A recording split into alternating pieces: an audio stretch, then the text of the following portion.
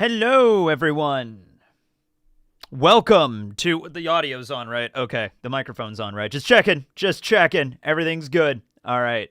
Welcome to the chapter 1125. These chapter numbers are getting high. 1125 breakdown stream. This is how this is going to go. We're going to look at the chapter. We're going to answer exactly one question related to the chapter. And then I'm going to get distracted by a tangent. And then that'll go on for about 15 minutes. And then we'll get back to the chapter. And then after that goes on for another maybe 5 minutes, then we'll get on some completely other related tangent. And we'll just continue that for about an hour and a half. That's how it goes. Hello, everybody. Welcome in. Welcome. That's what we're here for. Damn straight, Mr. Peanut Butter. What chapter? I don't see no chapter. Should we switch to Halloween mode? I could switch to Halloween mode really quick I forgot to set everything up, so I could do that really quick though if you guys want to do that. It is September after all, you know. Garling top 5? I mean, yeah, sure. Garling top 5, yeah. Christmas mode. I don't know Christmas mode. Yeah, I don't think it's time for Christmas mode yet. Spooky season. Yeah, we'll switch to Halloween mode. Okay. It's actually very simple. All right. Initiate Halloween mode. I wish I could just push a button and it would do it. I have to get up and do some things, but it doesn't take that long. Halloween mode. Ooh. Orange lighting. Turn that off. Boop. There we go. Oh, wait. Hold up. I got one more thing, actually, we could do. I'm going to need an extension cord for this, though. Hold on. Whoa, spooky pumpkin.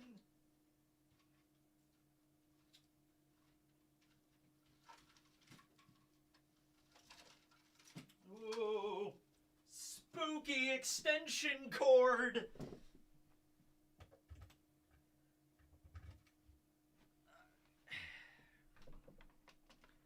There we go. Ooh. There we go. Halloween mode. This is too spooky, man. This is too scary.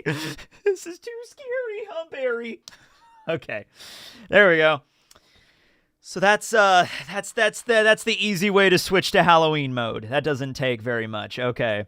That pumpkin is actually sick. So it used to have a red bulb in it, and the red bulb burned out, and I had to get like a bunch of different kinds of bulbs. So I have a blue one, a red one, a green one. I like the green one. I think the green one looks really cool. Yeah, I brought it up. Eames' voice. Yes, we have Eames' voice in the last episode. We have Lily. Which they did the reverb thing. I said that they should do the reverb thing, and they did the reverb thing. It would be so weird if Eam came up on that, like, the empty throne and was just like, Lily. Be like, Lily. And it's like, no, it's just weird, like, reverb, like, Lily, you know? To me, it still sounds like they got a guy for the voice actor. Like, to me, they just reverb the hell out of it. But a lot of people are saying it sounds like an old grandma too. So like there's a bunch of different like perspectives on this. But I think that's the whole point, to keep it ambiguous on exactly Eam, like what Eam is, you know. Crazy how the Egghead arc started because York wanted to be a Tenryubito and have a life of luxury, but now she's going to work harder than ever before. Also, somebody actually brought this up in the review that like York, if she were to go to Marijois, they're in the middle of a famine right now, so they're not even going to have food up there. So it's like, oh, wait a minute, you guys don't have any food? This sucks. Yeah. Eam's voice was so damn good. It was just one word, too, but I think the episode was great. Dude, there's a new soundtrack in One Piece that they added just in Egghead. It was never used before. And it was actually used when Vegapunk was explaining what devil fruits are. Like, devil fruits are desire! And it was also played in this episode when Cobra went into the empty throne room and it was just empty at first. And he had to just, like, slowly wheel his wheelchair down the hallways. There's this really good, like, droning sound effect. Like, do, do, do, do, do, do.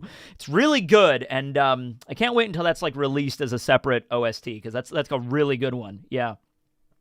I think the one when Eam appears is also a new one. It was like some church like organ music going on that was really good. Like some cathedral organ crap happening when Eam showed up. And then Eam just kind of looks at Cobra and is just like, Lily, and then sits down, and then that's the end of the episode. I feel like the anime portrayed the horror of the scene in Lucia. Yeah, they did a pretty good job in portraying Lucia. They did a pretty good job in portraying like when the Uranus weapon fired and everything like that. Yeah. York has to have 3 meals instead of 7. Yeah. I mean, it's going to be a rough thing. Also, people brought up when we saw Marijois in the last chapter, when we saw the chef that was like he served salmon to the Tenryubito instead of beef or whatever he wanted. People actually brought up that the stomach of the chef was actually growling when he was doing that. So it was like, yeah, so it's like there's so many other, like the Tenryubito are complaining that like we only have 1 less meal a day, and you know they're not just eating 3 meals. You know they're like hobbits. They're going to be eating like 10 meals a day, right? So they have 9 meals instead of 10, whereas all of their servants are probably like no food at all. So that's, that makes it horrible. The Revolutionary Army did free some slaves when they were up there, but I don't think they freed every single slave in all of Marijois while they were there. They did free some, though. What do you think Dragon's Devil Fruit is? I'm going along with some kind of mythical zone at this point that can control the weather, because mythical zones seem to be the hot ticket right now in One Piece. Other than that, we could just go with a generic storm paramecia fruit. That would be good too. But, the mythical zone would give him a lot more like diversity with that. Like he could transform into like a giant like a thunderbird or some shit like that. Like that would be cool.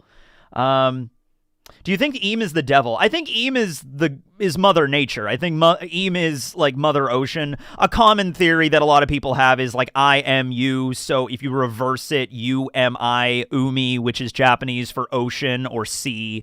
So like, yeah, I could see that.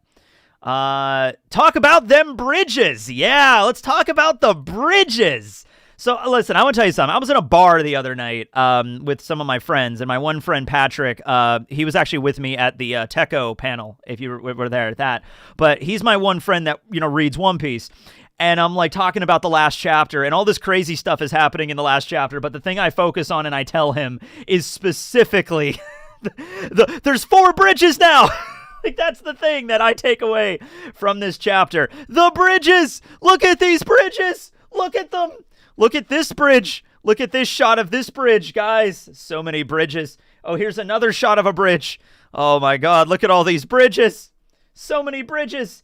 Here's sexy Robin in a prison jumpsuit escaping the bridge, but here's another bridge. Here's another shot of the bridge. Yes, yeah, so we're officially now in Bridge Piece. Yes, Bridge Piece is a thing. So there are 4 bridges in the world. Tequila Wolf was the one that Robin got sent to in the East Blue after the events of Sabaody by Kuma.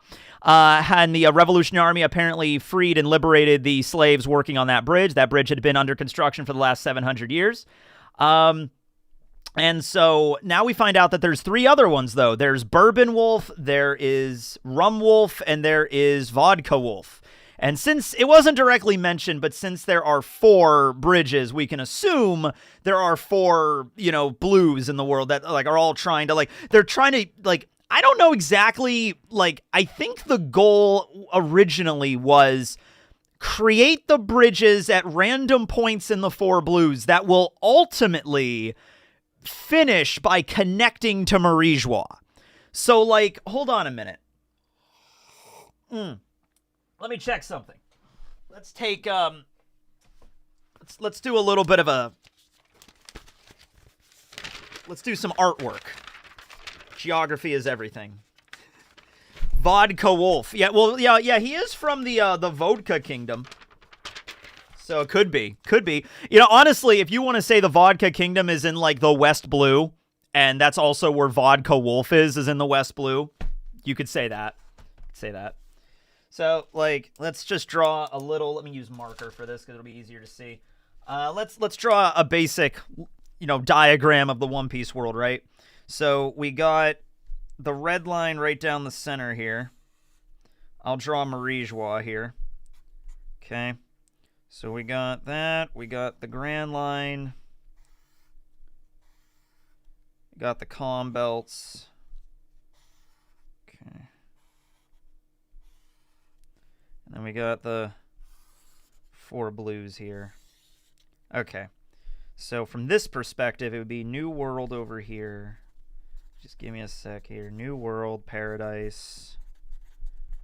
All right, so this is like what we have here. Okay, so it's like that makes sense. The X is where Marigeois is, okay?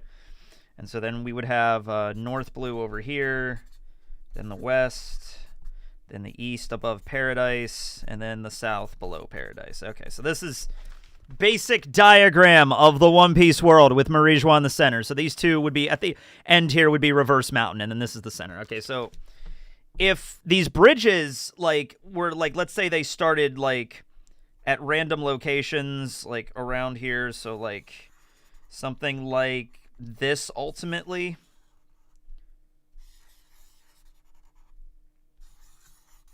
You know? Something kind of like that. Where the bridges would start, like, here, and then, you know, build it, and then eventually it connects to the red line, and then if the Tenryubito wanted to travel anywhere in the world, they would go from Marigeois to here. It would make sense not to start from the red line, because that might make it easier to gain access to Marigeois. You would want to end at Marigeois rather than starting at Marigeois. Because the end point would be, like, at that point, it would be enforced, you know? Why not just use ships? Because the world is flooding, and also the Tenryubito are horrible that are just like, I want to take a carriage to the island, build a bridge, you know, because they're pieces of shit. They're the Tenryubito, right? You think they're going to be saying, like, you know, St. Charlos, it would be so much easier to just take a boat, but I don't want to. It's like, okay, fair enough. Build a bridge. You know, like, that's how it goes.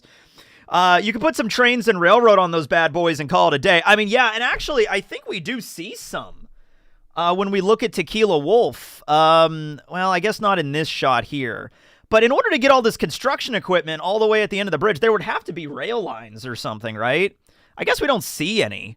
But there would have to be a way to get them down there, because, like, the construction changes. Like, the whole point of the bridge is, like, as Robin was traveling to the end of the bridge, and it's hundreds of miles long, you know, they're seeing the remnants of the former camps that were used to build it. Why the wolf naming motive? I don't know. I think it just sounds cool. I don't think there's any great meaning behind it. Like, you know, they're calling them wolves for some reason. It's just probably a really cool kind of naming scheme. Alcoholic celestial dragons name those bridges. Law is going to betray the Straw Hats, since anyone with water related in their name betray. Shiryu, Kanjuro, Water 7. Ooh, okay. So all of Water 7 is going to betray the Straw Hats. Shiryu of the Rain, who is already an evil guy. He's going to betray the Straw Hats. Kanjuro, yes, he was. Yeah, I guess that one makes sense. But no, I don't think Law is going to betray the Straw Hats. Yeah. So yeah, and it's like it's a bad thing, but it's also like, because it sucks that there's 3 of these other bridges that are out there that are, like, enslaving people. But we thought for a while there that, like, Tequila Wolf was back up and running, because during Vegapunk's message, when we saw all over the world, we cut over to see the prison, and there's a dude. He's like one of the drunk guards. Is it this guy? No, it's not. This is just like a generic Tequila Wolf guard. It's like a generic guy. I'm not exactly sure what's the nature of that weird funnel thing on his gun, but, like, okay, that's what they're equipped with. That's standard issue, I suppose. This dude right here, this guy.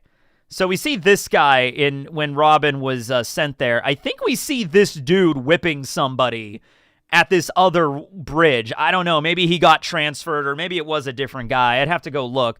But it's probably not Tequila Wolf. Tequila Wolf is probably still liberated. It's probably empty right now. So it's probably one of the other Wolf projects. I can't believe the One Piece would be in Xenoblade 2. It is. I didn't know that. Now imagine a space battle Uranos versus Punk Records. Oh, that'd be cool. Yeah. So now we're going to the sky. You know, Punk Records is in the sky. It's going to meet up with Haradis and Weatheria, which I'm really excited for that. That's going to be fun. Going to Weatheria. I love Weatheria. I love the wonderment of that island. I wish we would have spent more time on there. I love all the different weather wizards that are just, they've just decided unilaterally that, like, you know what, we're going to move into the sky, dress like wizards, and research the weather. You know, like, there's no reason for them to dress like wizards. There's no reason for them to do that. They're basically meteorologists of the One Piece world. Your local weatherman or weather lady does not dress like a freaking, like Merlin the Magnificent or whatever. But maybe they should. I don't know. Actually, they've gotten way cooler ever since Nami left. They've actually changed their style quite a bit. Nami revolutionized fashion at Weatheria. Now, the last time we saw Haradis, he actually wasn't dressed like this. He was back to his normal outfit. But who knows? Maybe when Nami comes back, maybe they're gonna be like, all right, yeah. Damn, wizards are dripped out. Yeah, I like it, right? I just want to know, like, Nami was staying there for 2 years, and she was like, hey, guys, come on. You got to have a little bit of sense of fashion here, right? Like, come on. The nightgowns aren't really doing it. You guys got to have, you could have some cool style in this place, you know? Yeah. Yeah, they're like the old dude from Dr. Stone. Yeah, they're like Seki. Yeah. They got that shit on. Yeah, they do. Yeah. They need to have the drip. Yeah. You know, it's also kind of like Haradis kind of got the shaft with this, because look how tall he is in the manga. They made him like super short in the anime. Look at that. Look at that. It's like, come on now. Nami's like 5'7". This guy is like my height. But anyway, they're going to go see Haradis. So there you go. They're going to go see Haradis. So Haradis, I guess Weatheria and Punk Records is going to merge together because they're both being supported by Island Cloud. So you could just like whoop, whoop, whoop, whoop, whoop, whoop, whoop, and then it just combines together.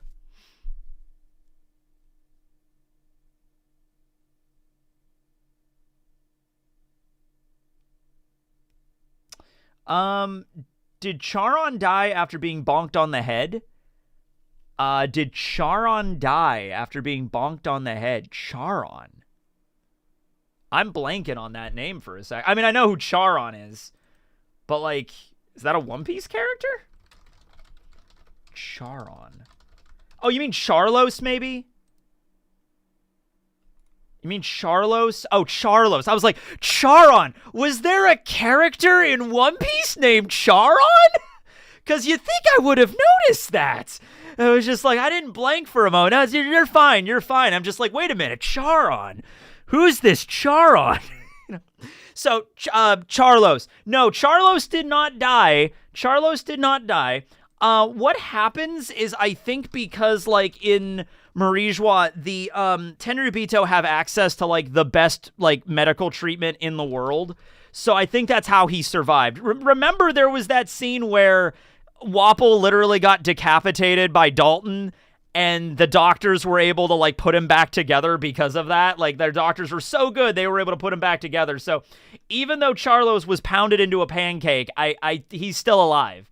He's still alive, probably because they have maybe some advanced medical technology, maybe even a devil fruit or something that allowed him to heal. So yeah, he's not dead. He's not dead. It was very satisfying to see him get pounded into a pancake, though. That was really nice. He was turned into an accordion accordingly. Yes, absolutely.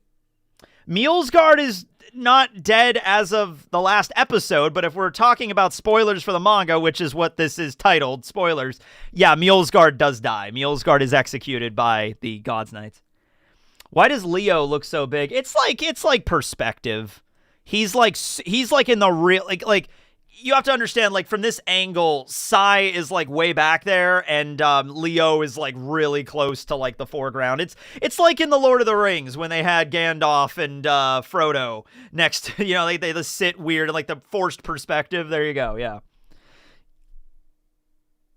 Yeah, Mjolsgard's dead. Mjolsgard got like crucified. It was pretty brutal, actually. Yeah. I heard Fuji TV crash due to the reveal of Eam's voice. I mean, it's a pretty big event in One Piece. Eames' voice was chilling. It was very chilling. Yeah, Oda wouldn't kill Charlos. He likes using him as a punching bag. Yeah, I mean, you got to keep him around, right?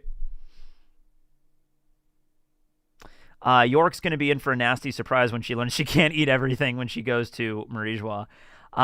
So York is now under the jurisdiction of Garling. So that was interesting. So Garling is now the new Celestial Dragon. Here's some artwork of Garling done by JL Jarks over on Twitter. So go check him out. Really good artwork. So Garling's got a cool new suit, and he's got a new cloak, and he's got his cool sword. And he just plops himself down in the chair, and he's just like, hello there, fellow Gorosei. And once again, I mean, I brought this up in the review, but it is fascinating to me. Like, he walks in and refers to them like equals.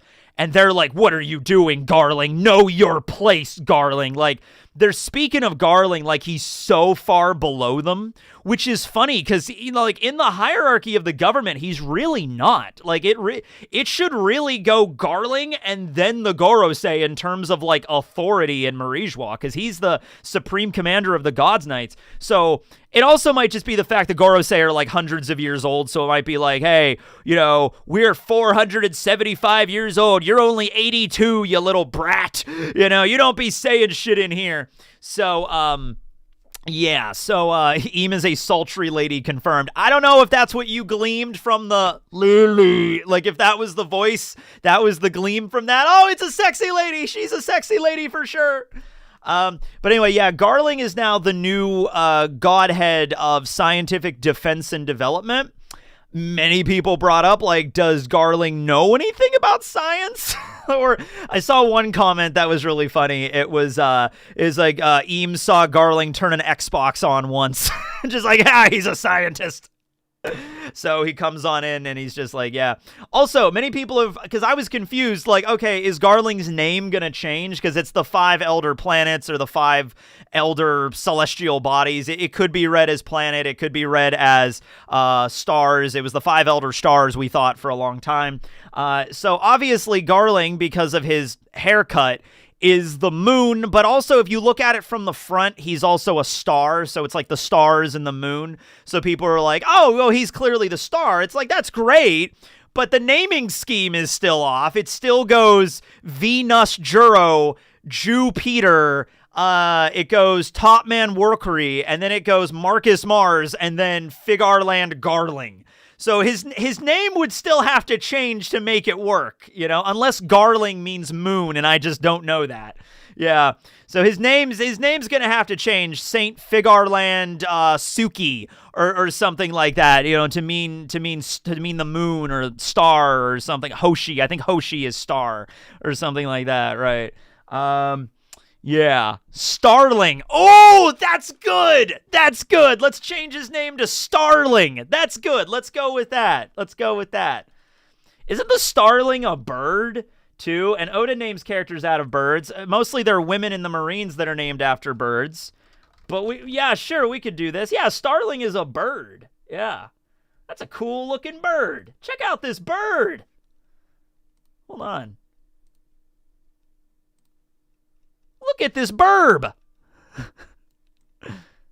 Yeah, there you go. Would Garling's yokai form be different from Saturn's? I want it to be different. I think that this is also funny. When you become a Gorosei and when Eam gives you the power, you're allowed to choose what yokai monster you're going to turn into. And Peter just really wanted to be a sandworm. Like, it doesn't fit with the rest of the aesthetic, because it's like an Ushioni, a Japanese yokai. A Itsumare, also a Japanese yokai monster. The Hoki, which is like Chinese astrological, mythological creature. And then we have, oh, wait, hold on. There was one more. Oh, the Bokotsu, the skeleton horse, also a yokai. And then Peter's like, no, I just want to be, I saw Beetlejuice. I saw Dune last week. I want to be a sandworm. His worm Sona, yeah. I saw Beetlejuice last night. I saw the sequel last night. That was pretty good. You want to turn into a sandworm? All right, I could do that for you. Here you go, buddy. Save the words. Let's go. Just like, oh, the Eames should talk like Beetlejuice. That would be great. Oh, Cobra, you want to know about the Wheel of D, huh? All right, well, here's the deal. Back in the day, there was this chick named Lily. Let me tell you, she was hot under the collar, let me tell you what. But then anyway, she skipped off, and that sucks. So anyway, I have 5 old dudes that I hang out with all day. It's not great, but it's an honest living. All right, let's get to work. Let's kill you. You know, that would be great. That would be great. Let's do that. Let's do Beetlejuice for Eames. Whoa. Okay. Yes, so your Michael Keaton impression is on point. All right, cool. I guess I could do a decent Beetlejuice. That's cool. All right, neat. Excellent impression. Thank you. Sandworms are so dope, and Jupiter. Sandworms are probably based off the Mongolian deathworm, which is like it appears in mythology. So that's probably what the basis of like where all the sandworms and stuff come from for like, you know, Dune and things. Although the Mongolian deathworm might have been after Dune. I'm not sure. I'd have to look into it. What are your thoughts about Eames' voice today? So we talked about that a lot at the beginning of the stream, but it's good. I like that it's not like an indicator of like immediately like Eames just has a normal voice. I'm glad that Eames is like this weird like reverb like not even like kind of Vocaloid, not human, like really, you know? It's going to be cool as shit to hear Eames in the next episode, because Eames talks a lot in this moment with Cobra. Eames has a lot of like dialogue in this scene, so it's going to be really cool to hear Eames like doing the whole like lines and everything like that, like those vexing poneglyph stones, you know? That's going to be cool. But yeah, Garling probably will get his own form. I don't think it's going to be a giant spider. What would Garling turn into is the question. What would Garling become? I don't know. Maybe a giant centipede. That's an option. Giant scorpion. That would be fun. A werewolf. Just a werewolf. A rabbit. A moon rabbit. Ooh, yeah, because rabbits are from the moon. Yeah. A bird, maybe. It would be cool to have another bird in there. Another Gorosei that could fly would probably be advantageous, yes. I saw Fenrir from, like, Norse mythology. Fenrir would be cool. The Kraken would be cool. Yes, I've heard Eames' voice. It is pretty cool, yes. How do you feel about the theory that Luffy will learn more about Nika, not to show an interest in the legend, but maybe he can work on the stamina issue? Yeah, we talked about that last time in that question and answer stream I did a few days ago. Talked about the idea of Luffy not, like, he doesn't like, oh, this is how you use your power, but he learns more about the story of Nika, and maybe that gives him some ideas on what to transform into, kind of a thing, because he could probably, like, he could turn into a dragon if he wanted to. Luffy could probably turn into, like, anything he wants with his power. Like, right now, it's just he hasn't, like, thought about it, you know? Yeah.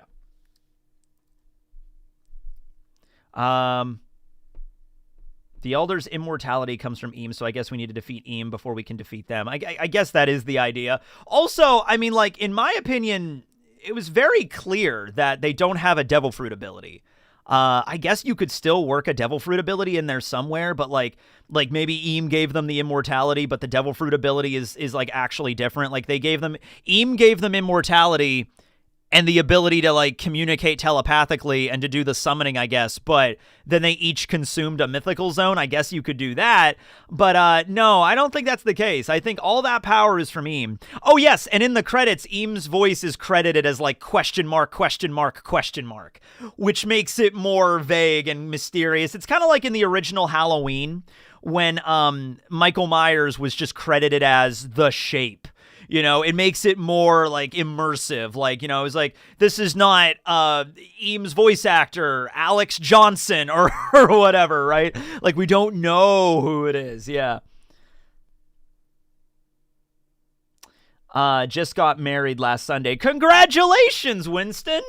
Congratulations, man! Yeah, a lot of people are saying it sounded like a woman. I feel like it sounds like a guy, kind of. Obviously not like a gruff, like, I'm Eames-sama. But it sounds like a Lily. You know, that's kind of what it sounded to me if you take away, like, the reverb. Yeah. But I'm excited, man. I'm pumped.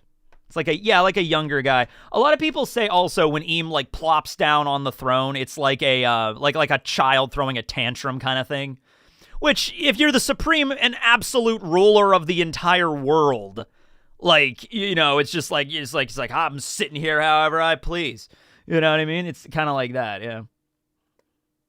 Well, that's what they were going for. I don't know if that's what they were going for or not. I don't know. I mean, I am sure Oda had some input on this. I am sure Oda himself was like, all right, when you get to the anime, this is how you need to depict Eam. This is how you need to do that. I don't think that was just going to be up to the anime department. Like, ooh, it would be cool if we gave them a reverb. Like, I'm pretty sure Oda had input. Yeah.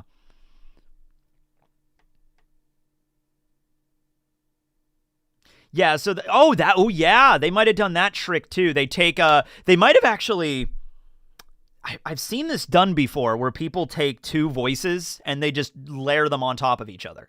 So it's possible they could have taken a voice actress and a guy and a girl, and they just like looped it together like the same line, and then add the reverb on top of that. So it's like, you know, a male and a female voice together with the reverb. That would be cool if they did that. Yeah, just to keep you guessing, like a fusion voice kind of thing. Yeah. It's like a fusion voice. It's like taking two voices together, but there would still be a little bit of a reverb added.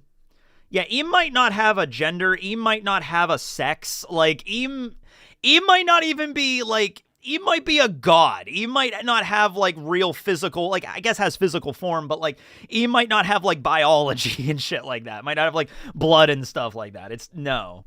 Yeah. I don't think Stussy is dead. No, so Kaku and Lucci come back down to the shore there. And they're like, oh, what happened to Stussy? And Lucci's just like killed in action. And that's all he says. But he looks pretty like annoyed by the situation. Kaku looks like kind of somber. So I'm thinking Kaku and Lucci had not a falling out, but like, remember, Lucci actually cares about Kaku. Like, he actually thinks of him as like his good friend.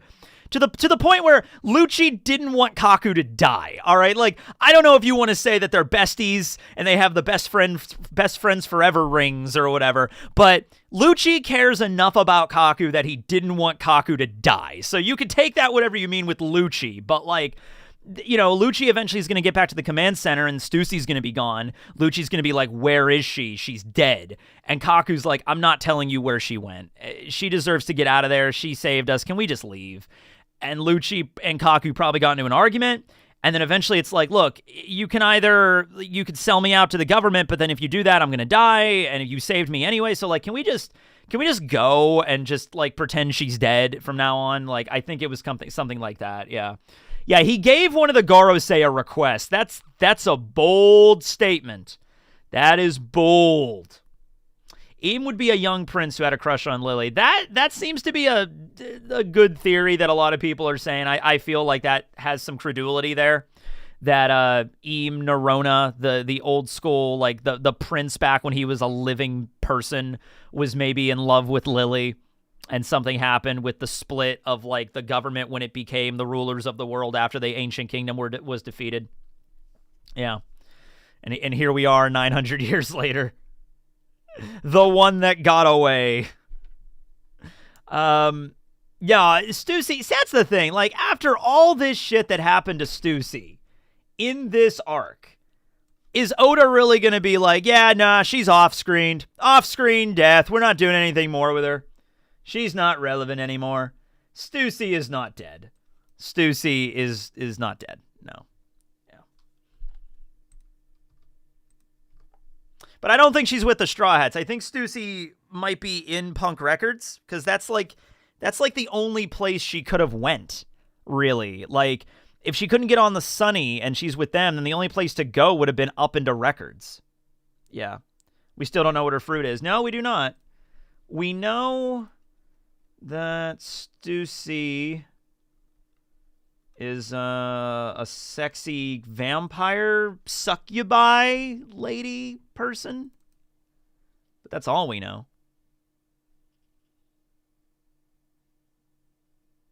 Yeah, she's not dead, no. Where's there's one. Sexy vampire Stussy. Could you forgive her, ladies and gentlemen? Could you forgive her? She's a clone. Yeah, she's a clone, but there's a whole, like, backstory with her being a clone. You know, I don't think that Oda would just kill her. Yep, yes, yep. Yeah, I'd forgive her. Yep. Maybe she turned into a bat. I mean, I'm assuming the wings can... she can fly. We've seen her fly with the wings, I'm pretty sure. She could have just flown away from the island. I guess that's an option, too. But if she flies away from the island, like, where would she go? She might stay in Punk Records. I'm not sure, yeah.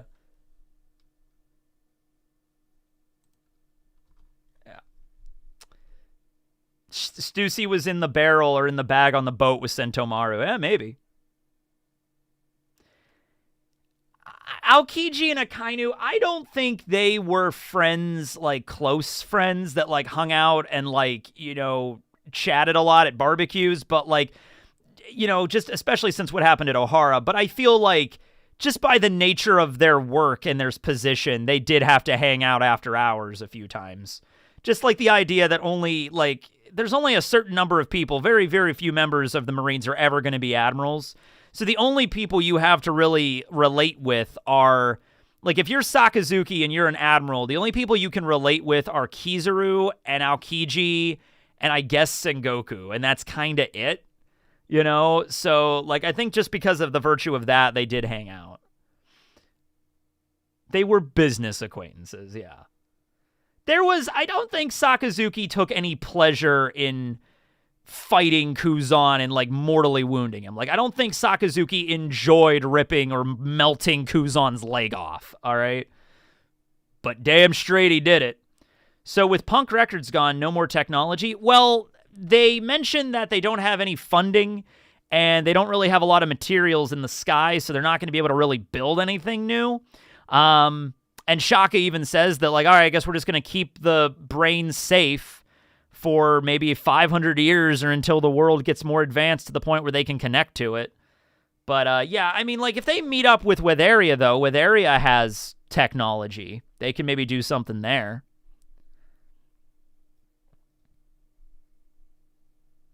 Is Saturn dead? Yeah. Yeah, Saturn's dead. Somebody brought something funny up. When you see Saturn, like, melting, you see his teeth, like, falling out. But when he turns into a skeleton, he has a perfect set of teeth in the skeleton. A lot of people brought that up. That was kind of funny. Because you see his teeth, like rotting out of his gums because he's, like, aging. And then he turns into a skeleton, and the skeleton has a perfectly set of teeth. It's like, all right, that was funny. But, yeah, does Eamon the Gorosei ever have a picnic? Dude, can you imagine, like, just being a Gorosei? Like, you spend all your time in the room, and the only people you really get to hang out with are the other Gorosei and Eam. Like, do you think every once in a while they're like, can we have a picnic? Eam-sama, can we all get together and have a picnic? Something of a similarity of a regular life? Picnic. They going to activate all the Atlas ones. All the Atlas ones? Like, they going to activate, like, all the Atlas body parts? I don't know. I still don't understand why they couldn't just make separate bodies, because their consciousnesses are all in Punk Records, and they have spare parts. So you could make a new Shaka body. Like, we saw Shaka's torso. We saw Shaka's helmets. Why can't you just make a new Shaka and then download the Shaka into that body? Maybe it's not really... I mean, they're floating in the sky right now, so it's probably not important to have the bodies, but yeah. Okay, so yeah, let's talk about that. Katarina copying Saturn. A lot of people are like, well, that plan's not going to work anymore. No. This is still very, very important. So Katarina copied Saturn. Saturn's now dead. But how many people know about that? Eam knows about that, clearly. The rest of the Gorosei, and now Garling, who's included there, they know about that. The 9 Vice Admirals know about that. But, like, the Vice Admirals witnessed this happen, and they're like, shit, one of the 5 elders that ruled the world that we're supposed to protect with our own lives just died in front of us, and they don't know how to fucking explain that to anybody. So they might just be like, hey, just don't tell anybody this happened, right? Like, and also, it doesn't matter, because if Blackbeard immediately goes to a location and uses Saturn, like, they're going to be able to get some mileage out of that for a while. Like, if Blackbeard needs to go to a particular kingdom or a marine base and transforms into Saturn, like, that's going to work, at least for a little while. The government might very well cover up Saturn's death. I do not see the world government releasing a press release like, Saint Saturn died and Garling is now the new elder. Like, I don't think they're going to announce that. I had a weird idea on Luffy's new wanted poster, given his importance to the government. What if it just says, name your price? There's been theories about that for a while. Like, eventually it's going to be like, you know, price is negotiable or something. Name your price. I would like it to rather stay with the number gimmick, like just keeping with the numbers. Like, I would just rather stay with that, yeah. We'll go back through the donations in a minute here, guys. So we'll go back. Don't worry. They're all saved. They're all saved. It's all good.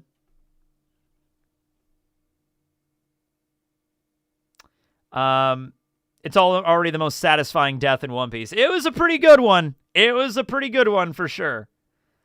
Yeah, I don't think the public even know, like, yeah, so if Devon transforms into Saturn and presents themselves as Saturn and, like, has the, like, clout with it and everything, I think that could definitely be useful. Obviously, she won't be able to just waltz into Marijois and turn into Saturn. Like, obviously, that's not going to work. But there's other things that you could do with a Celestial Dragon's form, for sure. What did I have for lunch today? I made sausages. I made these firecracker spicy sausages, and I had a little, like a kielbasa sausage and some mustard and some stuff. It was pretty good. I had a smoked sausage.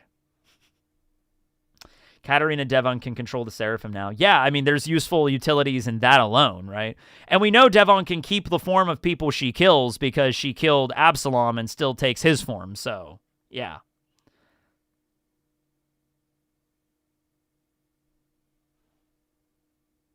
I have not heard if it's available on the iPlayer in the UK. I don't really use Apple stuff, so I wouldn't have heard about that, really.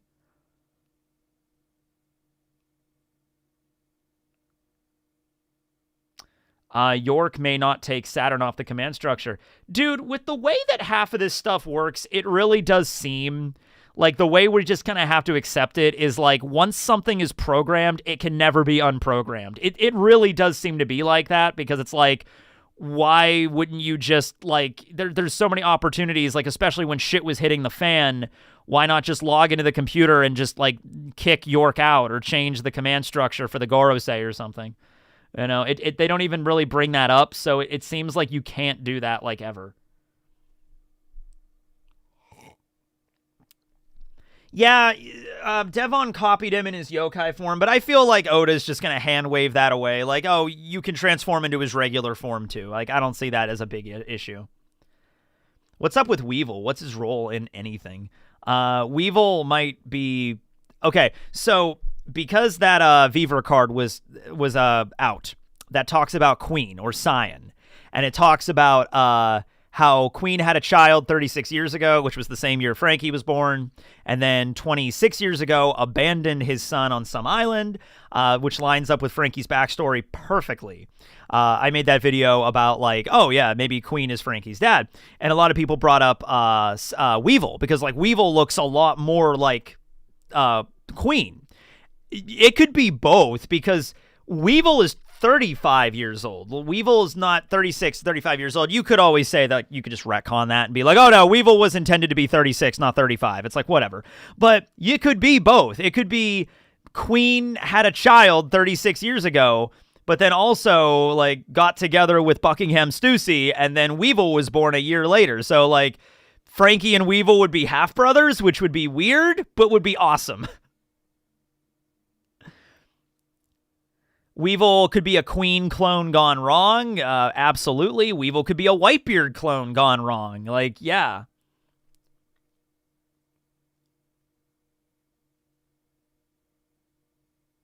But elders are accompanied by an admiral. No, this is like role persuasion. If Saturn walks in on your island and it's like, I am J. Garcia Saturn. Oh my God, Saturn, what are you doing here? When did you get here? Oh my God, is there an admiral? Don't worry about that. Do what I say. Okay, sir. Okay. Like, that's going to be that. It's going to be like that.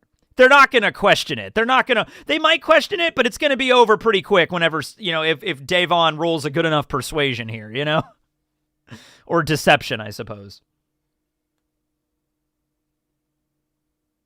Yeah, it could be Whitebeard and Queen's DNA spliced together. That seems like something that Mads would do. Yeah, absolutely.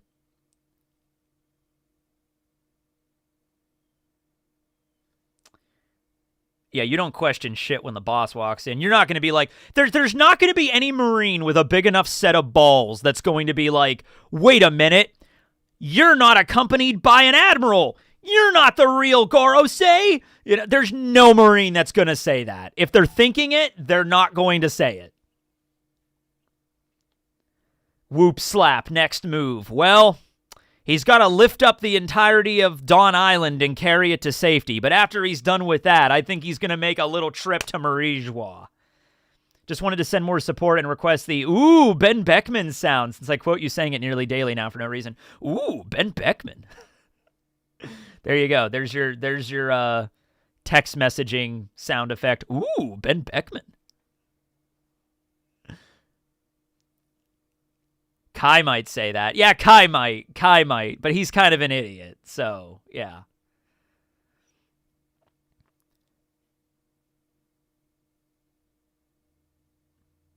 Garp would have questioned it, but that's a stretch. Yeah, but they're not going to be running into Garp anytime soon, so. Couldn't Devon go to Impel Down and have Dofi released? Yes. I'm not sure if... I mean, like, Doflamingo and Blackbeard teaming up, definitely I could see that. I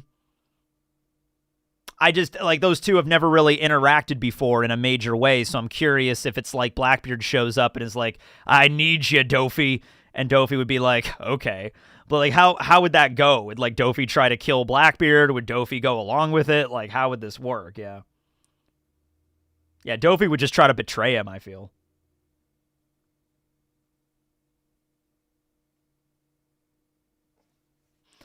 Yeah, I don't see Doflamingo taking orders. Yeah, I don't either.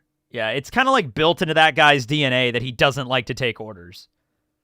You get the impression that if Doflamingo's operation kept going and he got powerful enough, he would have tried to overthrow Kaido. He wasn't at that level yet, but if Doflamingo kept getting stronger and stronger and stronger, he would have waited for a moment to kill Kaido and Orochi and probably take over the whole operation. Like, that would have been his ultimate goal, probably. But he was smart enough to know he couldn't do that the way he was right now. Is Katarina as strong as the clones? Because it would be a big problem. I mean, yeah. I mean, we don't know the limits of the Kitsune zone, but it's a pretty powerful copy ability. It's stronger than Mr. 2's.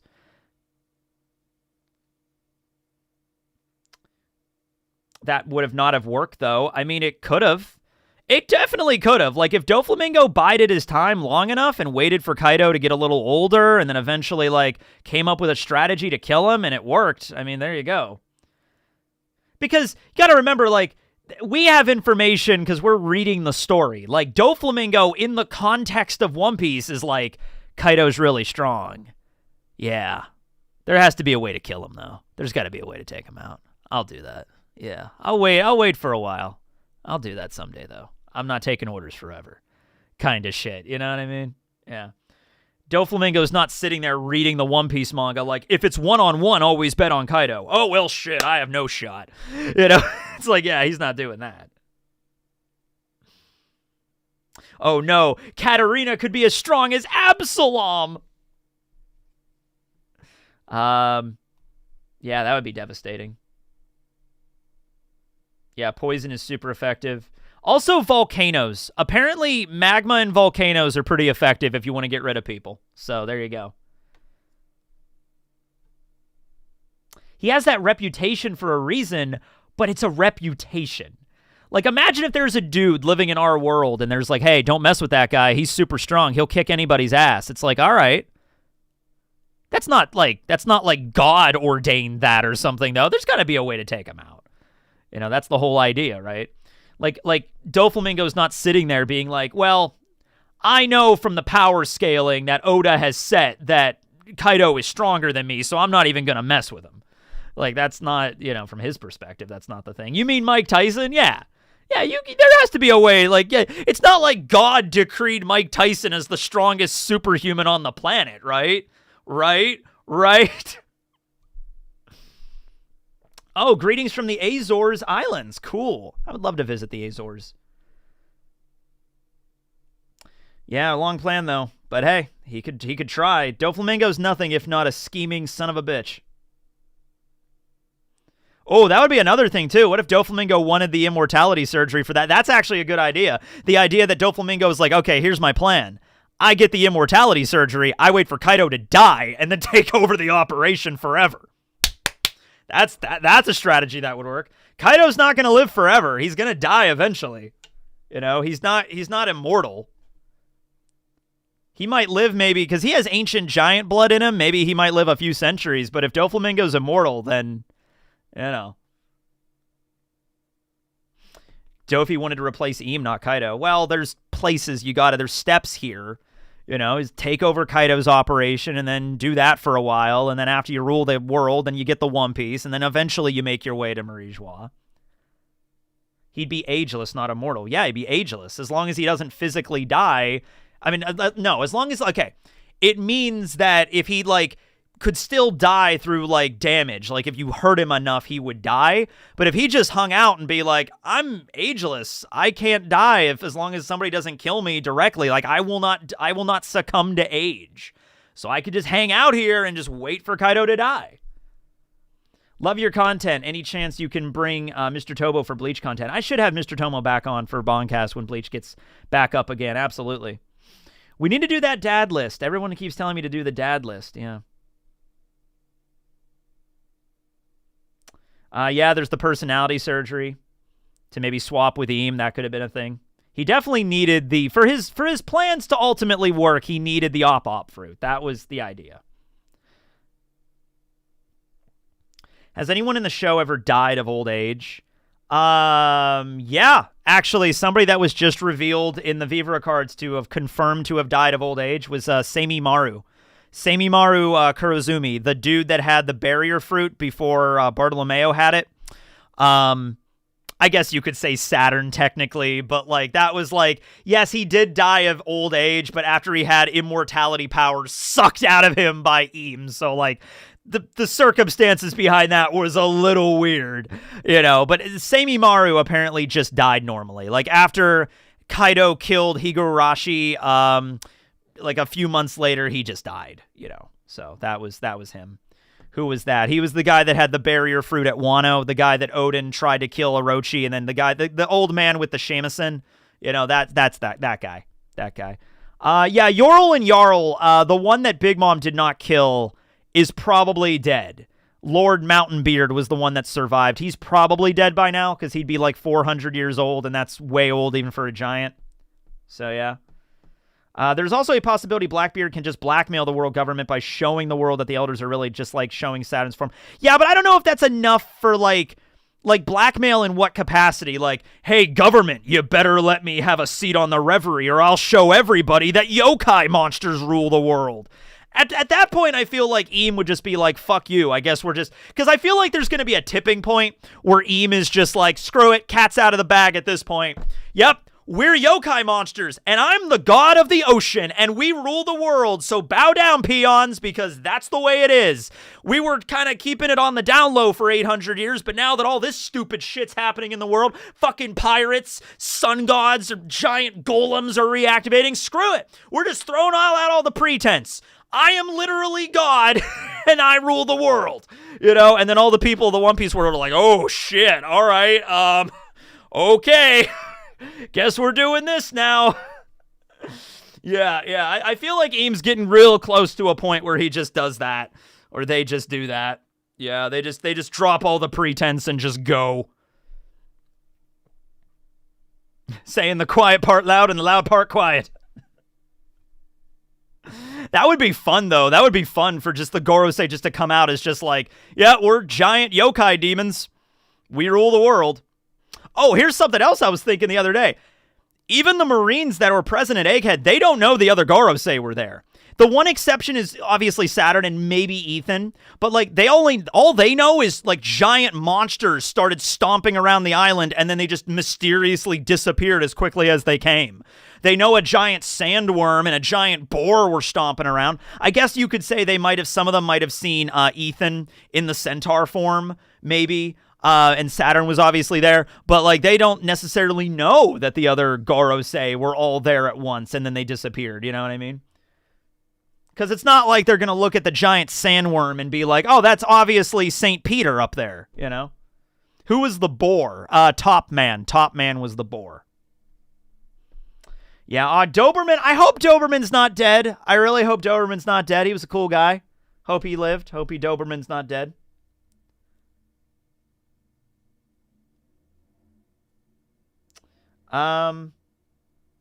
They announced his presence, but there was a scene where Hound, one of the vice admirals, one of the Marines was asking Hound, like, Hound, what's going on with those monsters? And Hound is like, I have no idea what's going on right now.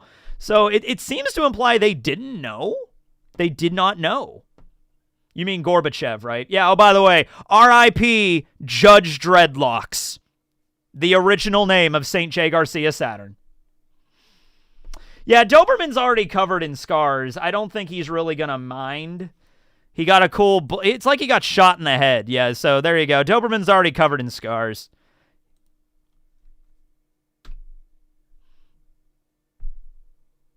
Never forget Judge Top 5. Well, he is. He lost his trademark dreadlocks. Sad. Do you think the Gorosei have, like, Employee of the Month awards? Who's the Gorosei of the month?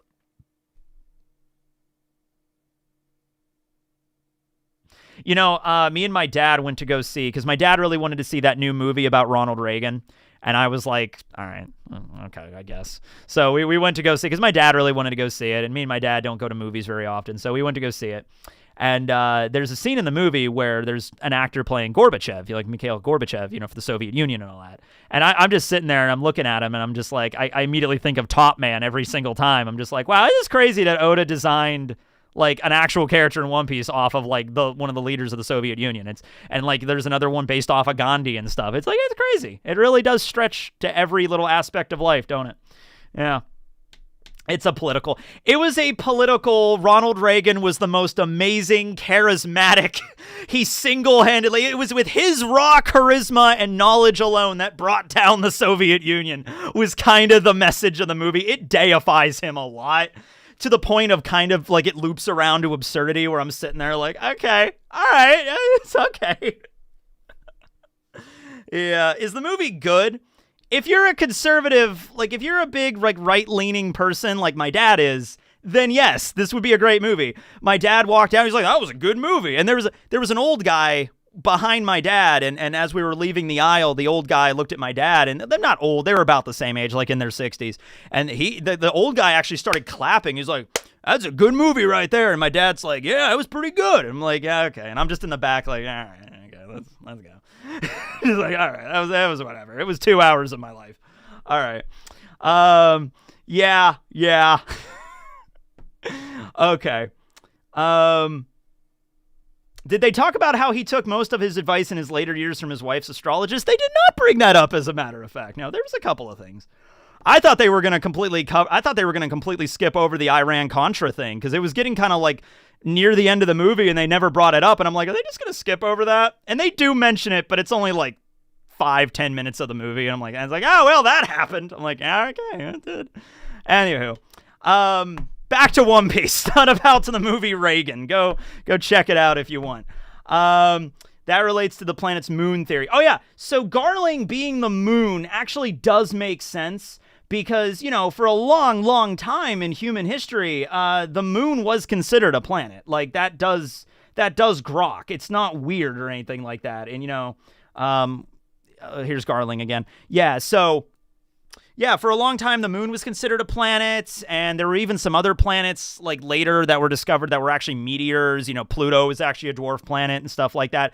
So, yeah, him being a celestial body, it's fine. It's just that they need to change his name. The name doesn't match. The aesthetic matches for sure, but it would be weird if it went like Jupiter, Venus, Mars, Mercury, Garling. Like, he has to have a name change to make this work completely, right? Garling is low-key sexy. Low-key? Just low-key? Low-key? Hold on a minute. Where's an image of Garling back in his younger years? Let's see, because Jarks also drew him in his younger days. Yeah, here he is. Look at that. Look at that sexy man right there. Look at that. That's Shanks's daddy right there. That's Shanks's daddy back in the 1970s, ladies and gentlemen. Back when he was at his peak. Oh, yeah. I mean, hey, if you could pull out the giant pompadour, I mean, if you could pull it off, pull it off. Yeah. The hair is hilarious. It is. It is. Garling, Luna, Figarland. That would work. Like Luna in the name. That would be cool. Shanks' dad in 1985. 1985. Maybe Tsukuyomi for Garling's Gorosei name. Yeah, Tsukuyomi, Suki. Getsuga Tensho. His name is Saint Figarland Zangetsu. Saint Figarland Mugetsu. What kind of hair gel does Garling use? Thompson's water seal. It keeps it in place. Oh, Shanks' hot dad. Yeah. Haven't gotten Shanks' hot sister yet, but hold on. Hold on. Yeah, it's Mac tonight. Anybody remember that? Anybody? No, okay. What was my reaction to reading the spoilers? I was surprised of Garling becoming the new Gorosei and Saturn all dying in like the same chapter when I read the spoilers. It was pretty intense. Yeah. Shanks' hot mom, Shanks' hot sister. How is your memory so good? When it comes to One Piece, it has to be. This is basically my job. Same thing with One Piece. I mean, same thing with Bleach. When I was reviewing Bleach, I like read the wiki constantly. I reread the manga constantly. I mean, it's my job to know a lot about this. Top Musica isn't canon, but Oda did say in an interview that when he is connects to the origin of Devil Fruit. So I think Eam is a canonized Demon King. Yeah. I mean, I would rather. There's so many Demon Kings in anime right now. I hope that they don't call Eam a Demon King just because that's been done to death. Like, even in My Hero Academia, it was all for one being like, I will be the Demon King of this world. I'd be like, oh my fucking God. Is this a thing in, like, I don't know if this is a thing in Japanese culture, like, the Demon King. It's like, I don't know, but I've heard Demon King so much, it's like, it's played out at this point. Just call them, like you just use another word, like the devil, Lucifer, Mephistopheles, or some shit. Do that. But, like, you know, give him a cool name. But Demon King, Demon King, Demon King. Every isekai has a fucking Demon King. Yokai God. Even that would be better. Okay, sure. Mao is the shorthand for a despot. Right, but I'm just saying it's a trope that has been played out a lot. All right, it's a trope that's been done to death. Yeah. Call him anything else. Mother Ocean, Mother Nature. Fine. The Sea King. You know what? Yeah. Okay. It's different. John, the Demon King. I would love Eam's name to just be John. I would go with that. I would rock with that. Seriously. All the other Gorosei. Seriously. Hear the Gorosei's name. Peter, Marcus, Jay, Ethan, and I guess Garling now, so that has to change. And I guess it'd be Figarland would be, yeah. Well, see, that's the thing is, okay, Figarland is the family name, right? It's 100% the family name. In the case with Marcus Mars, yeah, Mars, I guess, would be his given name, which is still weird to me. The family name is Marcus, which is so strange to me. But okay, I guess that's how it goes. Maybe Gary. Gary would work. Yeah. Gary, the Demon King, Lord of everything. Lily.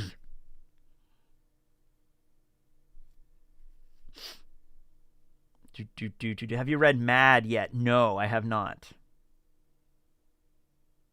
Timmy. His name is Timmy.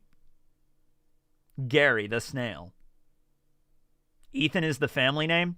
It's Ethan Barron. I shorten it to Ethan because it's just funny that the Gorosei have like normal ass Western names. But his full name is Ethan Barron V, as in the middle initial V. Fun fact, Ethan is the only character in One Piece that has a middle initial that is not D. He's the only one. It's a different letter. It's V. Ethan Barron V Nusjuro is his full name. The Will of V. Ever watch Murder Drones? The Will of V. Oh, dude. Oh, this is fun. This is a tangent unrelated to One Piece, but I apparently have a beehive in my walls. So that's a thing. I'm having a guy come over tomorrow to like take care of that situation.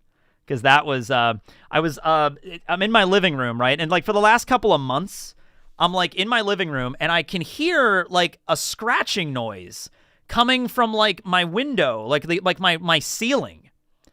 And I'm like, what the fuck is that? Is there like a squirrel or something in my ceiling, in my roof? Is there like a squirrel or like bats or mice or something? And it kept getting louder and louder, like to the point where yesterday I was playing Baldur's Gate and I was like listening to this and I'm like, you can actually like you can actually hear it as like scratching, like something is scratching on my like ceiling. And I'm like, okay, I need to figure out what the fuck this is because this is actually becoming like slowly more and more prevalent as time is going on. So I need to find this. So I go over and I start pounding on my walls and I'm like, I'm going to pound on my walls to see if I hear any reaction. And I'm like pounding on my walls and like boom, boom, boom. And then let me draw you. Actually, I have a thing. Let me draw something here really quick. It's the way this is in my house. So like, all right. Okay, this is the wall to my house, all right? Outside of my house, I have like a windowsill that like pops out like this. So there's like a little area, like there's a little alcove area here that like juts out. So like it does that. And like on the inside of the house, it kind of goes like this, right? Like kind of like that, right? So you can kind of like, there's like a little shelf here that I can like hang stuff on, right? So anyway, I'm pounding up here, like banging. I don't hear anything different. I go outside to check, and right here, there was just a swarm of bees just pouring out. And I'm like, oh shit, bees. Okay. And I'm pretty sure, see, I don't think they're yellow jackets. I'm pretty sure they're not yellow jackets. I hope they're not yellow jackets. I can't get, because this is like high up to the point. This is like 12 feet off the ground, so I can't exactly get right up next to it and look. So they're buzzing around up there, but I'm keeping my fucking distance. I think they're bees. So yeah, not the bees, not the bees. So they found a way. There's like shingles up here. They figured out a way to like get in the hole, and they're like, yeah. So when you can start hearing bees in your ceiling making a hive, I immediately called the guy after that. I'm like, hey, I need somebody to come down here and like, I don't know if they're wasps or bees, if you need to like relocate them to somewhere, whatever you got to do. But like, you know, no, don't kill them, please. Yeah, no, if there's a way for them to relocate them, sure. Like, let's just do that. I'm not sure what they are though. I'm not sure 100% if they're bees or wasps. If they're wasps, I think they're just going to kill them. If they're bees and they actually have organized like a comb, like a honeycomb and stuff like that, they will remove them and take them somewhere else. But I don't know yet, so we'll find out tomorrow.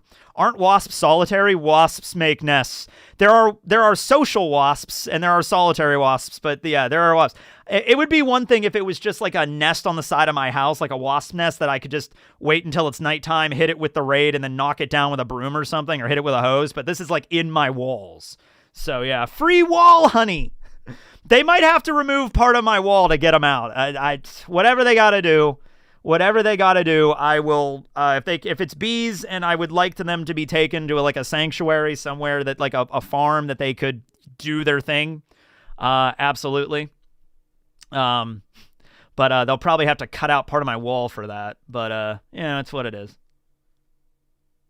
The wasps are coming from inside the house. So I'm keeping an eye out because it's in my living room. I'm keeping an eye out on the little spot up there. I can hear the scratching and I'm like waiting. I'm like, if I start seeing bees coming out from the inside of my house, like into my living room, like we're gonna have a problem. But yeah, wasps are much more dangerous than bees. Yeah, they're more aggressive, if nothing else. Yeah. Yeah, and there's no way I could handle this because I would literally have to, it's like 12 feet off the ground, and I would have to get my ladder. And I don't even know if, with the ladder, I don't even know if I would be able to reach the spot of how high up it is with the ladder. And the ground underneath it is not super level. So knowing my luck, and I don't have a bee suit or something, so knowing my luck, I'd climb up and then spray it, and that's all I could do is spray it. I don't want to kill them if they're bees. And knowing my luck, they would come out and sting the shit out of me, and then I'd fall off the ladder and like break my neck or something. So like, yeah, I'm not going near that. I'm letting the expert deal with it. Yeah. Those bees are secured. They planned that spot expertly. I mean, they picked a good spot for it. I mean, they picked they're evolving. They're getting smarter for sure. They're just like, hey, we know we could build like, there's no way. Those humans are going to have to build like a 15-foot ladder to get up here. That doesn't exist. It's like, yeah. That's a recipe for disaster. Yeah, that's why I immediately was like, yeah, I'm not touching this. I'm not getting any stupid like brain thing. Like, I could take care of this. It's like, no. Maybe if I climb on the roof and then suspend myself with a bungee cord, it's like, yeah, no, we're not doing anything like that. Yeah. Ask them to give me some honey. I'll let you know. I'll keep you updated on the bee situation. I thought about, like, the only way to find out what they are 100% without getting close to their hive, I thought about putting out, like, a bowl of sugar water. I've done this trick before. Like, a bowl of sugar water, and then they'll go into the water. They'll be, like, in the water, and they'll maybe get stuck in the water, and then I can actually at least see what species it is. But I'm not even doing that. I'm not messing with anything. I'm just staying away from that until tomorrow. The moon in Greek is translated as Fegari. So St. Garling does not need to change his name to fit the celestial body name. Yeah, but their all names are after in the English, like Saturn, Pluto. Well, I know it's Greek, but yeah, you know what I mean. Moon, Luna would be more appropriate than, yeah. I have not seen Rick and Morty the anime. I saw clips of it. I don't think I would like it. It's definitely not bumblebees. It's either honeybees or some type of wasps. I'm not sure. Can't really get close, and I'm not going to. Luna would conflict with Lunarian. I mean, no, it wouldn't. It both means moon. Clearly, Garling references the moon. Ohio from the Philippines. Hello, Michael. I liked Deem's voice in the anime. I liked it, yeah. Lily. I'd sell my house. Yeah, I'm not quite to that point. I'm not like, well, there's a beehive in my wall. Time to sell my house. Could the Gorosei have a game night? They probably could. They play Yahtzee. That'd be fun. They play Monopoly. Question mark, question mark, question mark is an amazing voice actor. Yeah, they really are.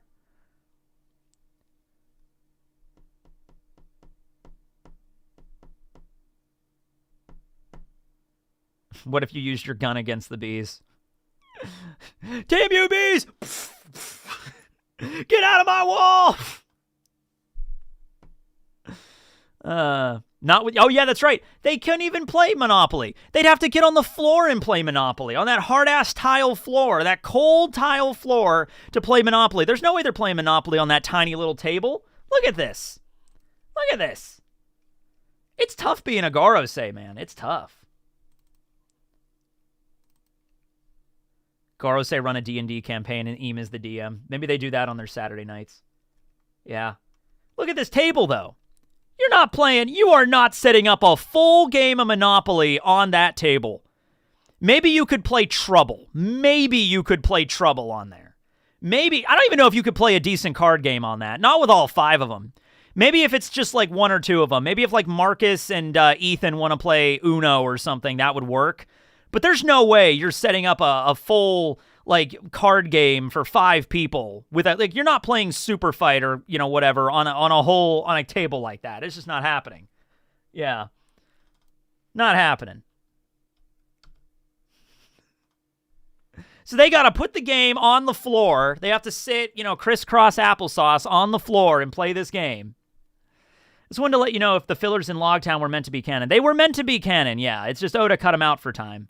Yeah, the stuff with Daddy Masterson, and that was supposed to be canon. Connect 4 should work. Yeah, like maybe Battleship.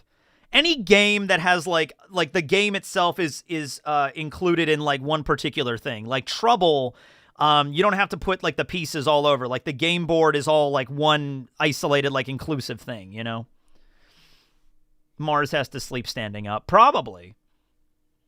I'm assuming they don't need to sleep, but they could if they wanted to. But yeah, let's go check out some super chats here. Let's see what we got. All right. Going to the top. Let's see. With Garling joining, Venus being the strongest of the OG Gorosei and being a Zoro opponent at the same time would now make sense. Yeah, I feel like Ethan is the oldest one because he has the power of the Shodai Katetsu. I feel like he was one of the original Gorosei and the others have been replaced since then. Maybe 1 or 2 of them have been there the whole time. It probably doesn't happen very often that they get replaced. It doesn't happen like every 10 years or whatever. But like clearly Saturn was a Gorosei for at least 200 years. So,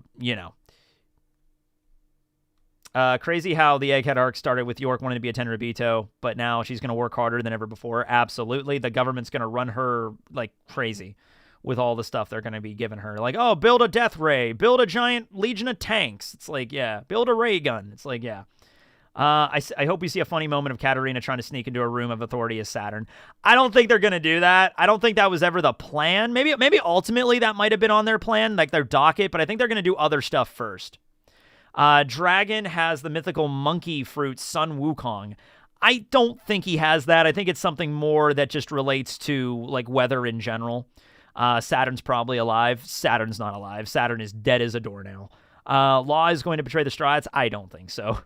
I can't believe One Piece World will be in Xenoblades 2. I did not know that. Never played those games. Now imagine a space battle, Uranos versus Punk Records in space. That'd be fun. What if Whitey Bay is Frankie's mom? Yeah, sure. We haven't seen her in a while. Maybe she is. Doberman nearly killed at Ennie's lobby if a soldier questioned orders.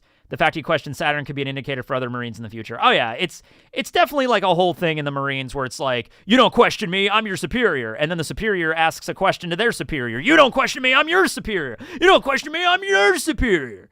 It's all about that until eventually people start realizing, hey, wait a minute, maybe blindly accepting orders from a corrupt world government is not a great idea. Maybe we should think for ourselves a little bit here. What do you think about Nefertari Lily possibly being Eam?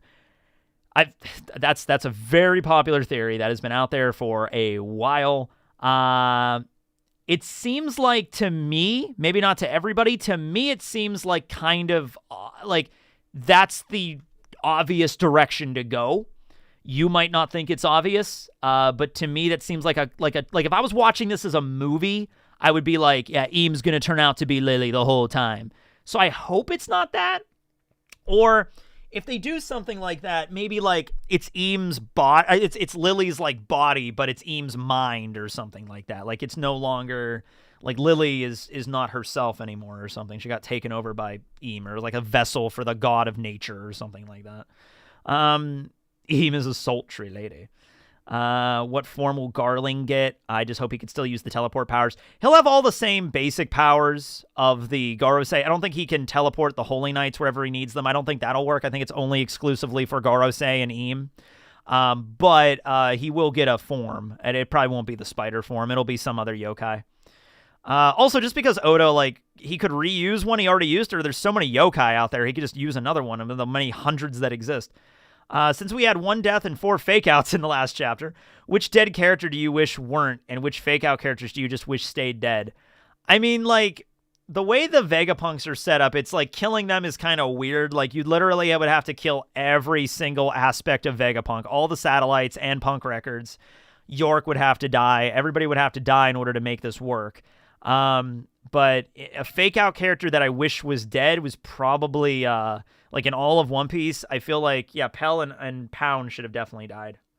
I understand why Oda kept Pound around for a happy ending, but he shouldn't have had, like, he shouldn't have had it very clearly like, oh yeah, Oven's going to go cut his head off.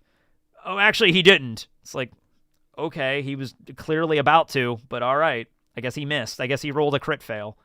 Eames not going to approve Garling's pool request. Yeah, that's going to be upsetting.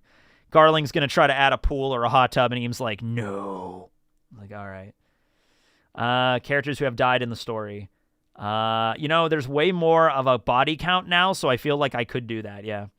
How do you feel about the theory that Luffy will learn more about... I answered that one already, yeah. It's the idea that Luffy will learn more about, like, how to use his powers in Elbaf, and I agree with that, yeah.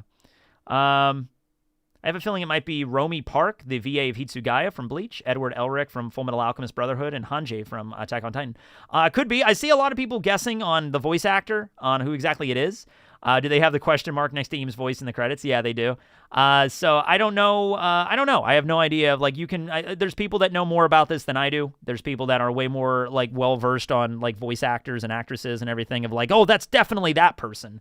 I'm not a pro at that. So, guess we'll find out eventually. I'm sure eventually it'll be revealed who the voice actor is of Eam, but maybe not for a while. So Bonnie is joining the crew or what? Because that would be the point of Blackbeard's crew touching Saturn. So Bonnie is joining the crew or what? What would be the point of Blackbeard's crew touching Saturn? What do you mean? Like Saturn, like Katarina Devon, like Blackbeard wanted Devon to transform into Saturn to what? Like attack Kuma and Bonnie? I don't understand the logic there.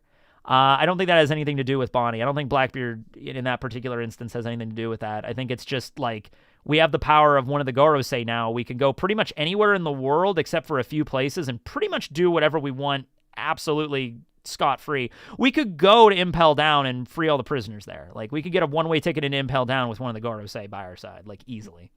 Still hoping for sexy tan Eam because it's funny. Yes, and it's also hot. Could Oda be Eam's voice actor? Oh, that would be great, wouldn't it? That'd be awesome. I doubt it, but that'd be cool.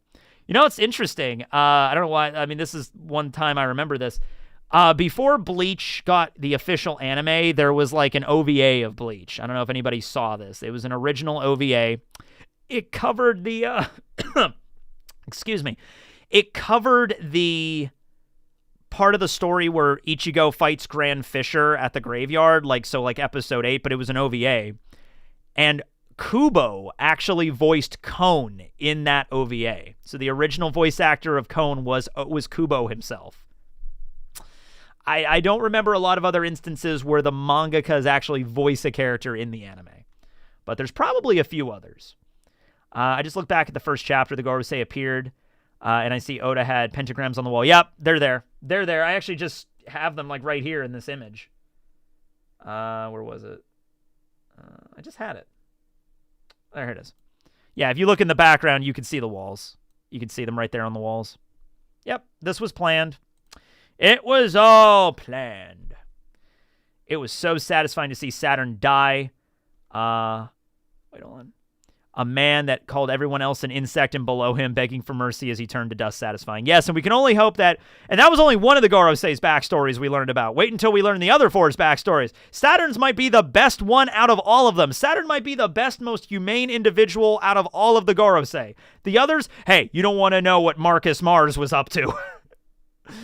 I don't know, maybe. It was, freaking Ethan is probably the cursed... Bladesmith Katetsu or some shit. You know what I mean? Like, it's going to be some messed up shit.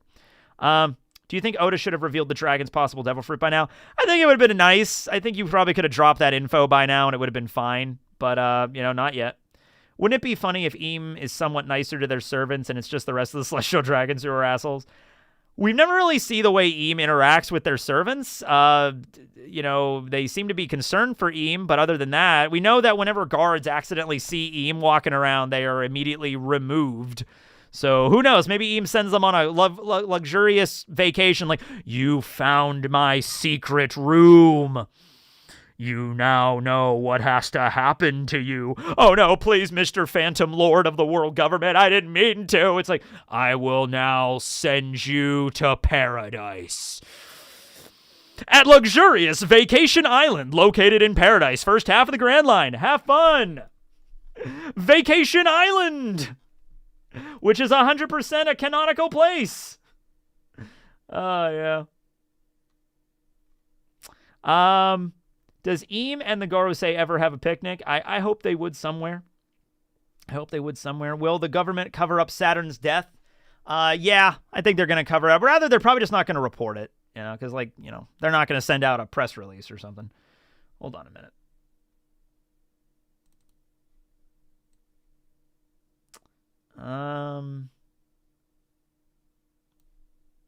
Oh, that's what it was called. Okay. I was blanking. I wanted to show an image of Vacation Island, and I forgot the Japanese name of it for a second. I know what it is now.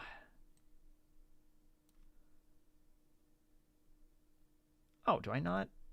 Huh. I don't know where I put that. It's in the geography folder? It doesn't matter.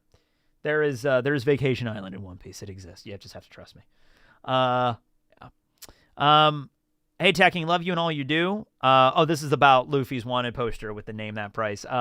Yeah, I think it would be funny, but I really think just keep it with the numbers. Did you notice the smiling faces coming out of Saturn during the explosion, possibly the two devil fruits from multi-fruits leaving the body? No, I did not see that. Let's go pull that up. Let's check. I did not see the smiley faces. We'll see. All right, so Saturn is exploding. I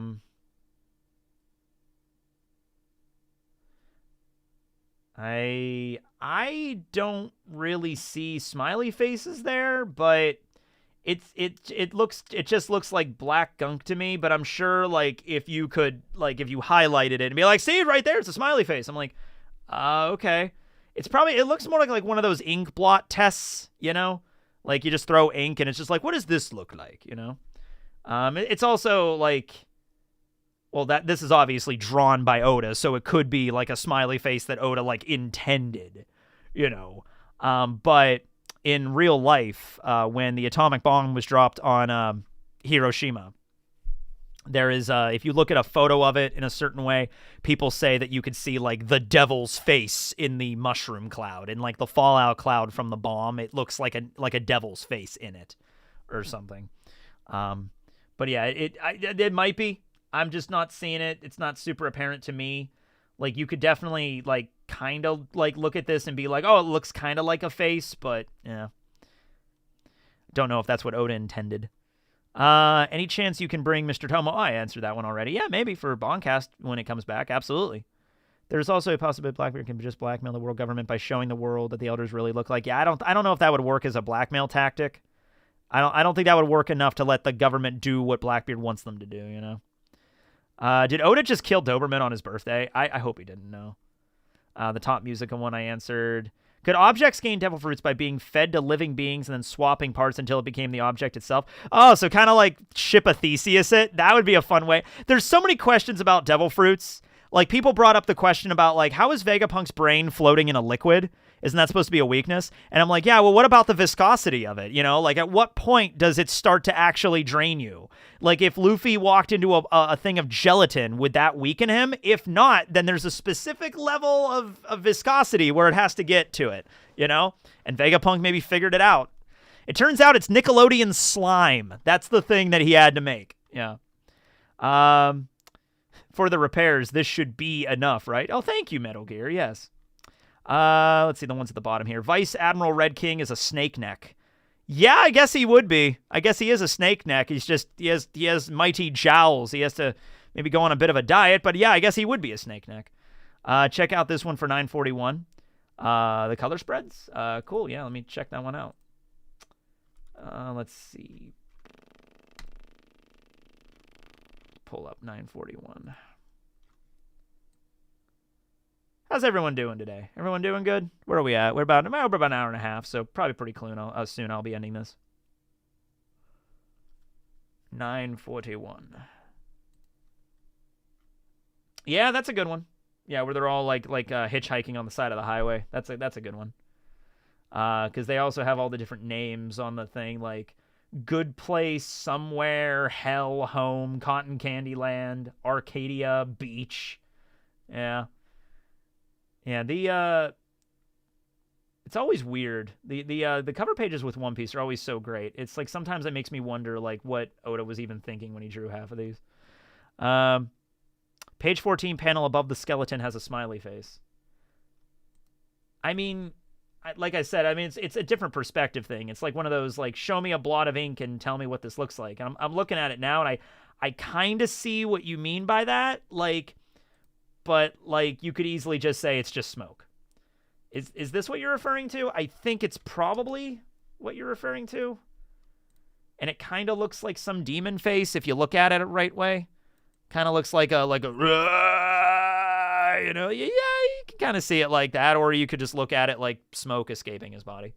Yeah. Vice Admiral Red King. I read that already. I theorize that God Knights have cosmic Logias. That would be cool to see some more Logias in the story.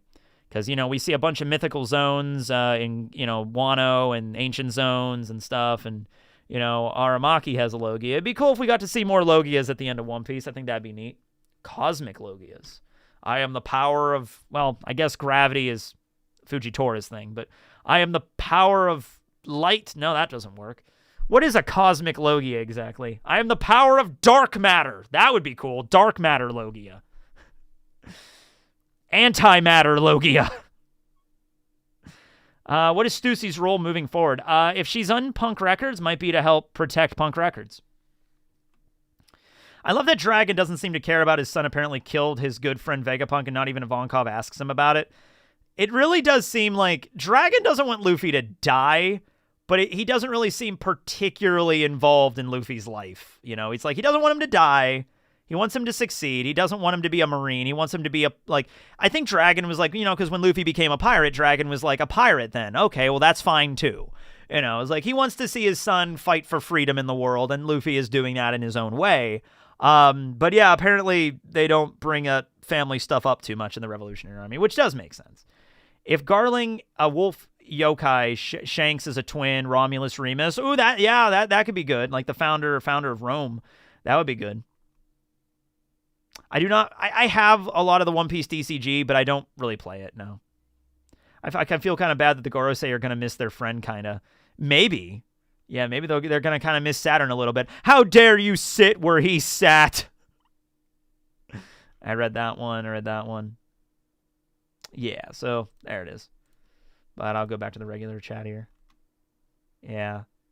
2 pages later. Okay, 1, 2. I'm really not seeing this smiley face. I'm really not seeing it. Yeah. Not that 2 pages later. I'm looking 2 pages later. Oh, okay, I see it. I see it there. Okay. Yeah, I don't know. Might be intentional, might not be. Guess we'll see. There is also that theory that when you eat 2 devil fruits, you explode. So he did explode. He definitely exploded. He definitely blew himself up. He blew his stack. York is no longer connected to the others, so she wouldn't know to eat as massively as she usually would. Yeah, I guess she wouldn't need to, but she still probably has a little bit of a... She probably still loves to eat a lot. Nice cup teching. Oh, thank you. Mallow cups. The Mallow Cup factory is around where I live, so yay. Mallow cups. They're really not that great. They're really not that great. Can you change the background lights? Thanks. Nah, I'd have to get up again for that, and I'm going to be ending the stream soon anyway. So, yeah. Did I read the official translation? Well, the official translation is... No, oh, wait, no, today's Sunday. Shit. I blanked. I forgot today was Sunday. Do you ever do that? I do that a lot. Yeah, the official translation's out. I didn't even... Shit. Yeah, so there's Yamato's cover story. Oh, yeah. Something about Yamato's cover story I forgot to bring up. So Minatomo is missing. So probably same situation with the last panel with there was a kidnapper in the woods trying to kidnap that lady, and then Yamato stopped them. So now, yeah, there's probably like a serial kidnapper on the loose in Kuri kidnapping people, and Minatomo was probably another like victim. So Yamato's going to try to find who's the perp, I guess, and bring him in. I guess that's the idea. Yeah. But show your TCG collection. I've done streams before where I've opened the packs. So Lucci in the official says that he killed her. Either way, I don't think Lucci is... I don't think Lucci's telling the truth. I don't think Stussy's dead. Yeah. Because it's like, oh, Lucci killed her. All right, that's the end of Stussy's character. Don't worry about it, guys. Yeah, Lucci didn't kill her. Yeah.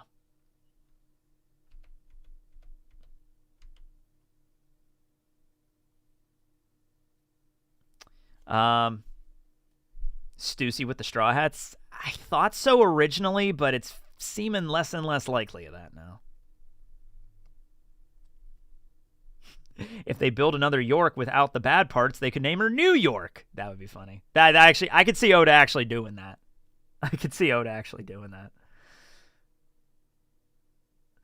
In the anime, they show Eam more clearly. Well, they don't show Eam like without the silhouette, but there's more shots of Eam, obviously, than in the manga.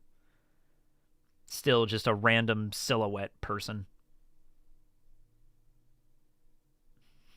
But wouldn't that make her worse? I don't know. I guess. It would be a joke, though. It would be a pun. And Oda loves his puns.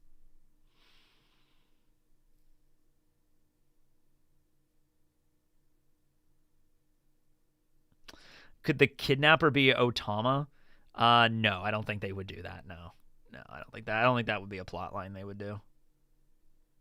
Remember back when people thought that Tama and Momonosuke were going to be like how Buggy and Shanks were the cabin boys on Roger's crew? People thought that like Momo and Tama were going to be like the apprentice pirates aboard the Straw Hat crew. That was a popular one for a while. The kidnapper is Jack. Jack survived. You don't know Jack. It's not Jack. We see the person running away, and it's not like, oh shit, Jack running away. Jack like just steamrolling through the freaking forest.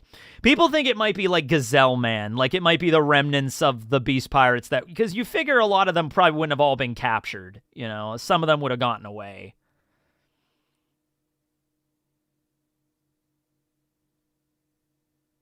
Yamato coming back? Eventually. Eventually, Yamato's going to come back and meet with the Straw Hats again, absolutely. You missed my super chat. All right. Well, which one is it? Code 1. All right.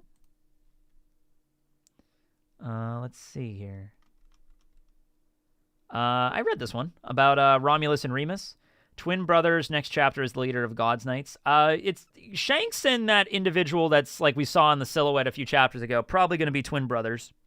There might be references to the Romulus-Remus thing with Rome. Could be. You can see that. Raised by wolves. Raised by Garling. Could be. Possibly.